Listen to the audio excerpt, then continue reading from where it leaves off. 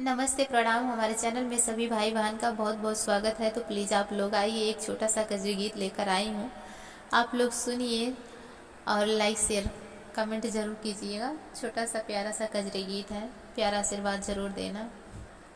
बिना मौसम के बरसे बदरिया, सखी हमें लागे नजरिया ना। बिना मौसम के बरसे बदरिया, सखी हमें लागे नजरिया ना। सखी हमें लागे नजरिया ना। बिना मौसम के बरसे बदरिया, सखी हमें लागे नजरिया ना।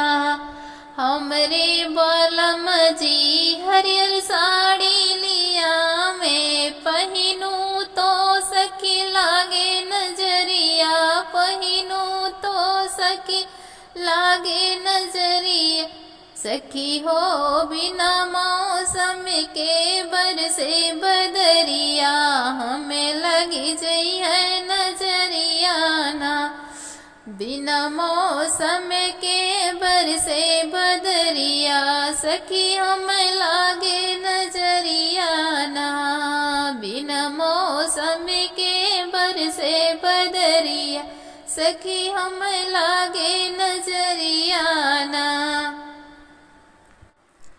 हमरे पिया हमें काशी घुमावे, काशी घुमावे सखी बनारस घुमावे। सखी हो पेपर में छपी गईले खबरिया, बिना मौसम के बरसे बदरिया। सखी हो पेपर में छपी गईले खबरिया, बिना मौसम के बरसे बदरिया। बिना मौसम के बरसे बदरिया, सखी हमें लागे नजरिया ना। बिना मौसम के बरसे बदरिया, सखी हमें लागे नजरिया ना।